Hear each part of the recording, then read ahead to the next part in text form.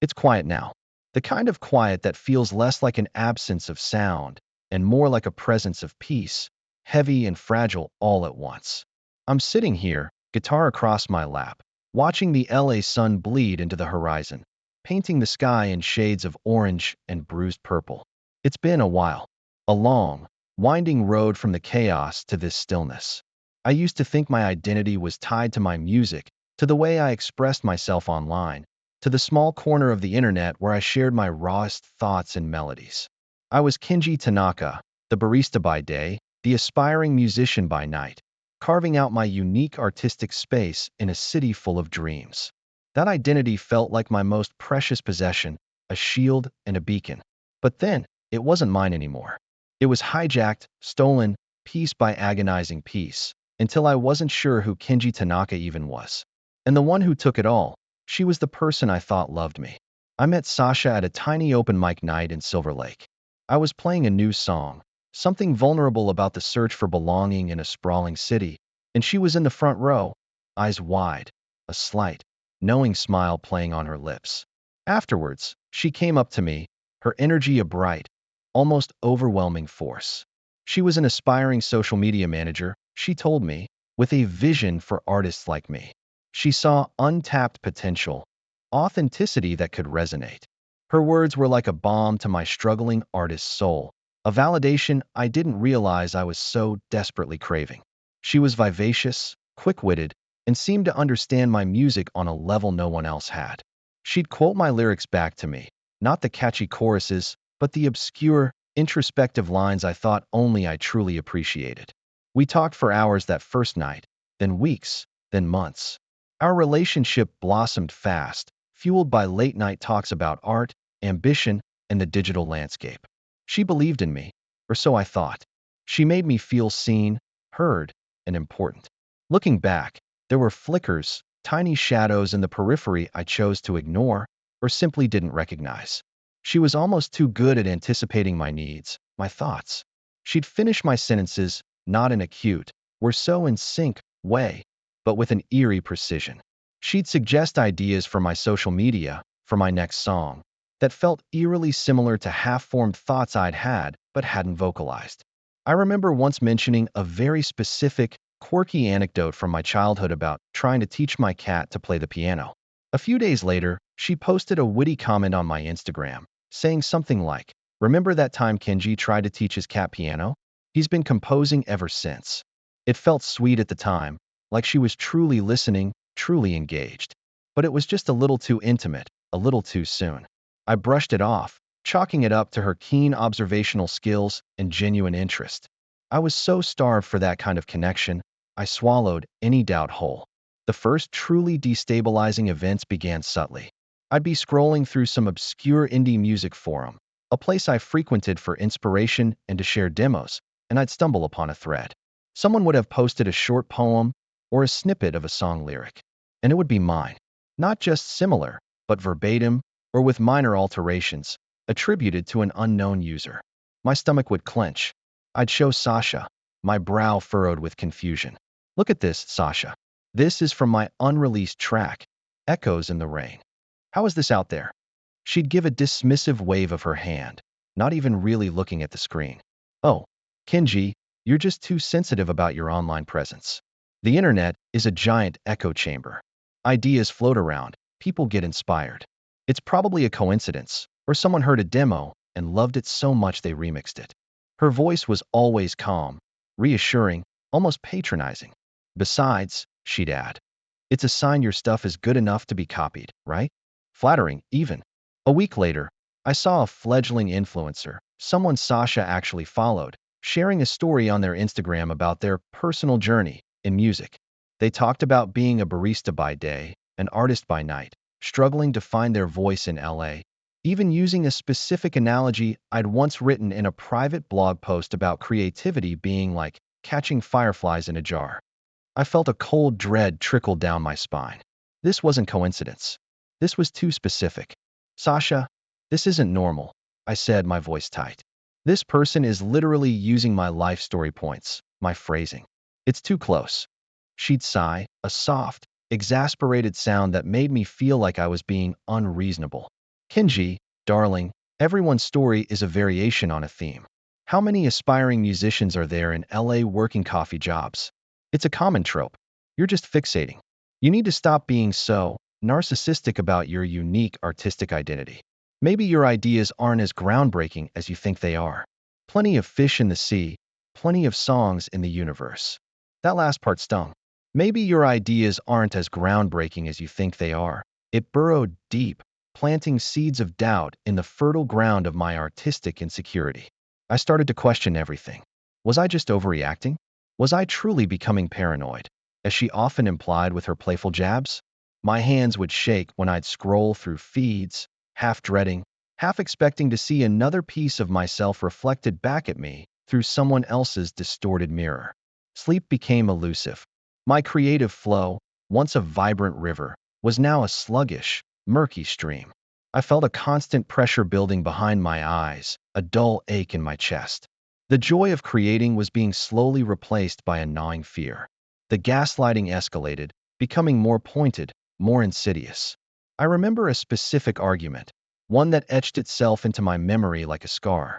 I had just finished composing a complex instrumental piece, something I was particularly proud of, filled with intricate chord progressions and a distinctive melodic phrase. I played it for Sasha, beaming. She listened, nodded, and then casually said, "You know, that reminds me of that loop you were playing last month. The one that sounded a bit like Starlight Serenade by that indie band. What were they called?" My blood ran cold. "Sasha? No, that was completely original. I spent weeks on that. It sounds nothing like Starlight Serenade." I knew Starlight Serenade. It was a generic, upbeat pop tune. My piece was melancholic, layered, intricate. She tilted her head, a soft, knowing look on her face. "Are you sure, Kenji? Because I distinctly remember you messing around with something very similar. Maybe you absorbed it subconsciously? It happens to the best of us, darling. Creative minds are sponges. You don't want to accidentally plagiarize, do you? Especially after all the fuss you make about originality." The accusation hung in the air, a poisoned dart. Plagiarize? Me? The irony was brutal, but I couldn't articulate it. My mind spun. Had I? Had I unknowingly heard something and reproduced it? My memory suddenly felt porous, unreliable. She was so confident, so calm in her assertion, while I was reeling. The foundations of my self-trust began to crack. She'd often follow these moments with a comforting hug, a gentle stroke of my hair, telling me I was just too much in my head, or overthinking things. And in my vulnerable state, craving her affection and reassurance, I'd almost believe her. Almost. I started withdrawing, not just from social media, but from my music, from friends. The constant vigilance, the fear of seeing another piece of myself stolen, was exhausting. I became defensive, edgy. My friends noticed. "Kenji, you seem off," they'd say. "Are you getting enough sleep?" I couldn't explain it. How could I tell them my girlfriend was slowly convincing me I was either paranoid or a subconscious plagiarist? It sounded insane even to me. I felt like I was drowning in a sea of my own perceived madness, and Sasha was the only one offering me a lifeline, even as she was the one holding my head under the water. The breaking point arrived not with a bang, but with a quiet click. I was trying to upload a new demo to my main artist profile, a profile I'd maintained for years, distinct from the more casual personal accounts. I ran into a snag, a forgotten password. I went through the forgot password flow. The system prompted me to send a reset link to the email associated with the account. It displayed the first few letters and the domain, s@gmail.com. My heart lurched. My primary email was k@gmail.com. This wasn't mine. It wasn't even an email I recognized as Sasha's. A cold, heavy stone dropped into the pit of my stomach. My fingers trembled as I typed Sasha's email address into the hint field. Nothing. Dread began to coil in my gut. I spent the next hour, a chilling, surreal blur, trying every variation of Sasha's name and common domains. And then, I remembered an obscure, almost forgotten email address she'd mentioned once, something she used for spam accounts or side projects. A flash of intuition, cold and sharp. I typed it in. The system confirmed it. sashaycreativesolutions@gmail.com. My blood ran cold. Creative Solutions. A business name. But for what? I stared at the screen, a terrifying realization slowly dawning on me. I reset the password for my artist account using her obscure email. The moment I logged in, a torrent of notifications, messages, and analytics reports flooded my screen. And they weren't just for my account. They were for multiple accounts, subtly named variations of K, Tanaka Music, or Kenji Sounds. They were active, prolific, mirroring every single post, every story, every interaction I had ever made. But these accounts weren't mine. They were managed by someone else. My hands were shaking violently now, my breath shallow and ragged. I felt a primal scream bubbling up in my chest, but no sound came out. I started digging, driven by a horrifying certainty. I logged into her Creative Solutions email. It was a Pandora's box. I found a meticulously organized folder titled, chillingly, Project Kenji Unlocked. Inside, the truth hit me with the force of a physical blow. Screenshots, timelines, spreadsheets detailing my content, my unique phrases, my melodies, all systematically copied, adapted, and reposted across multiple platforms, attributed to a new, burgeoning online persona, Aetheria Sounds. Aetheria Sounds, an emerging artist whose style was eerily familiar, whose backstory was a mirror of mine, whose content was a direct echo of my own soul. She had even copied my cat story, word for word, in an exclusive interview with a small music blog. My life, my art, my very identity, all dissected, rebranded, and stolen. And then I saw it. A series of private notes, entries in a digital journal within the folder, chronicling her progress. Day 47. Kenji dismissed the plagiarism as coincidence. Such a delicate ego. Easy to manipulate. Month 3. Successfully launched Aetheria Sounds. Kenji's new instrumental track is perfect for the first single. He'll never suspect. Week 120. He's questioning everything. My gentle gaslighting is working wonders. He's practically convinced he's going crazy. The brilliance of making him doubt his own creativity. Soon, his online presence will be fully subsumed by Aetheria. The words swam before my eyes. My vision blurred, not with tears, but with a hot, incandescent rage mixed with a profound, soul-crushing despair. She wasn't just stealing my work. She was stealing me. She was erasing Kenji Tanaka from the digital landscape, replacing him with a phantom, a carefully constructed fod for her own ambition. And she found it brilliant. She relished in her genius manipulation. Every dismissive comment, every playful jab, every supportive suggestion, every single moment of doubt she had inflicted upon me, coalesced into a monstrous, undeniable reality. The girl I loved, the woman I trusted, the one who saw my potential, was a thief, a manipulator, a cruel architect of my psychological unraveling. The world tilted on its axis, and I felt myself falling into an abyss of utter betrayal. My body felt disconnected, numb, yet electrified with a horrifying energy. My hands wouldn't stop shaking. My stomach churned with bile. I could barely breathe. The air in our apartment, once filled with the warmth of shared dreams, suddenly felt toxic, suffocating. I stared at the screen, unable to look away from the raw, undeniable proof of her calculated cruelty.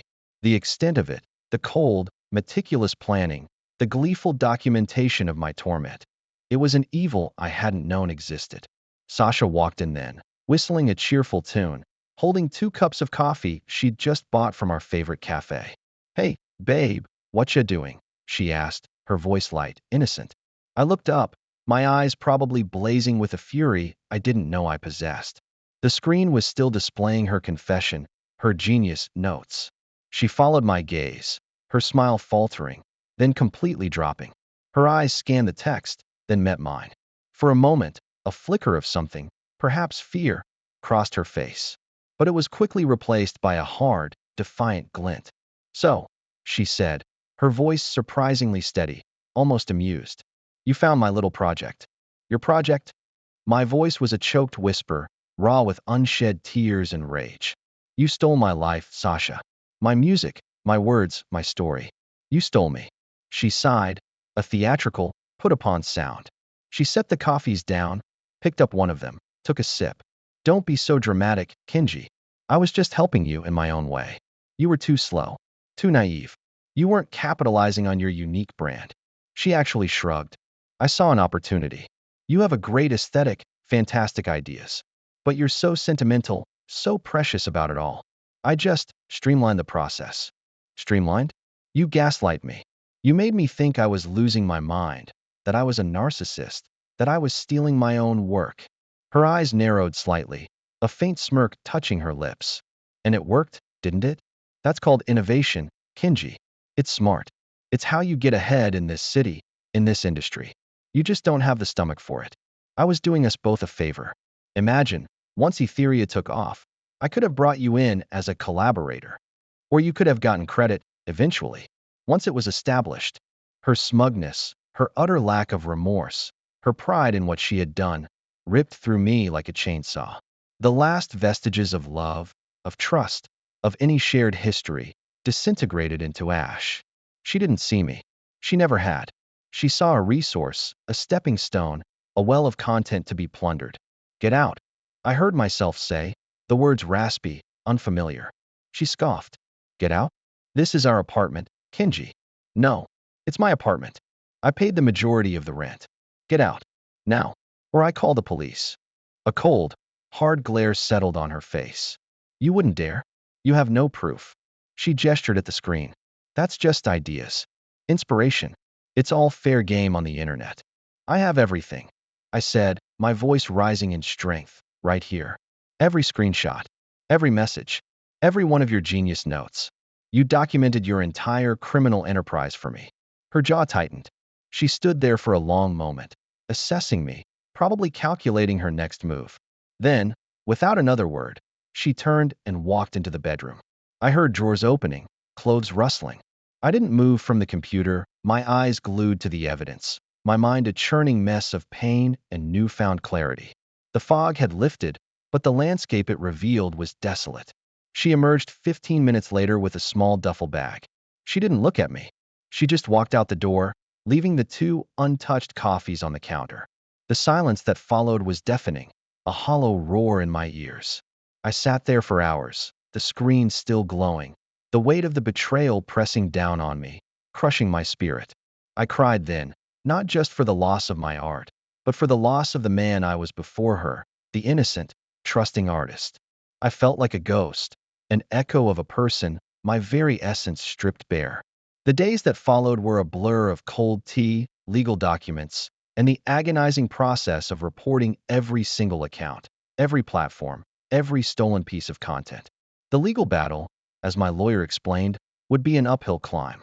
The internet was a wild west, and proving ownership of intangible digital assets, especially when subtly altered and woven into a new persona, was incredibly difficult. It would be long, expensive, and emotionally draining. I made a drastic decision. I deleted all my public social media accounts. All of them. Not just the ones Sasha had tainted, but my personal ones, too.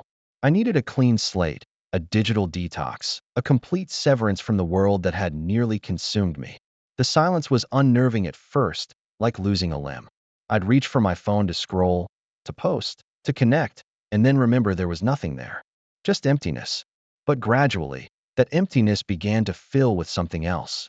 I started playing my guitar again, not for an audience, not for likes or shares, but just for me. In the quiet of my small apartment, the LA traffic a distant hum, I rediscovered the pure joy of creating. Raw, authentic music. Music born not from a desire for validation or recognition, but from a deeper, more profound need to express the turbulent landscape of my own soul. The pain, the anger, the profound grief, all poured into new melodies, new lyrics. They weren't polished, they weren't optimized for algorithms, but they were mine. Undeniably, unapologetically mine. The path to healing has been long, and it's far from over. I still have days when the betrayal stings, when the memory of her smug smile sends a shiver down my spine. I still struggle with trusting people, with opening myself up creatively. But I'm learning. I'm learning that true self-worth doesn't come from external validation, from a fabricated online presence, or from how many likes a song gets. It comes from within, from the quiet strength of knowing who you are, what you stand for, and the integrity of your own voice. I still work as a barista. I still live in LA. But I'm no longer chasing the same dreams. My music is for me now, a personal journey of rediscovery. Maybe one day, I'll share it again, but it will be on my terms, with my rules, fiercely protected.